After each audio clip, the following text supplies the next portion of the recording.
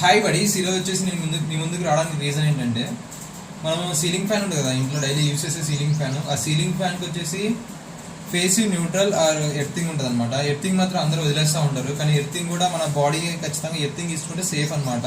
మన ఫ్యాన్కి over current వచ్చి మన కేబుల్, మన ఇంట్లో ఫ్యాన్లు అనేవి వైండింగ్ కాలిపోవడానికి రీజన్స్ ఉంటాయి కదా, అలాంటి రీజన్స్ కానీ ఫైర్ రాకుండా ఉండడం కానీ అలాంటి జరగకుండా ఉండాలంటే ఎర్తింగ్ మాత్రం కంపల్సరీ ఇచ్చుకోవాలి. మీకు ఇప్పుడు ఒక చిన్న డ్రాయింగ్ చూపిస్తాను. ఆ డ్రాయింగ్లో ఎక్కడ ఇచ్చుకోవాలనేసి మీకు క్లారిటీగా అర్థమైపోతుంది. ఎందుకంటే మనం డైలీగా చూస్తూనే ఉంటాం. నేనైతే చాలా వాటిలో వెళ్ళాను వర్క్ వెళ్ళినప్పుడు సీలింగ్ ఫ్యాన్కి ఖచ్చితంగా ఎర్తింగ్ అనేది ఇవ్వరు. నాకు కూడా అప్పటిదాకా తెలియదు, బట్ డ్రాయింగ్ చూసిన తర్వాత నాకు క్లారిటీ వచ్చింది. డ్రాయింగ్ అనేది ఒక ఎలక్ట్రికల్ ఐటీఐ స్టూడెంట్ మాత్రం కంపల్సరీ తెలుసుకోవాలనేసి వీడియో చేస్తున్నాను. ఓకేనా? ఓకే, వీడియో చూపిస్తున్నాను చూడండి.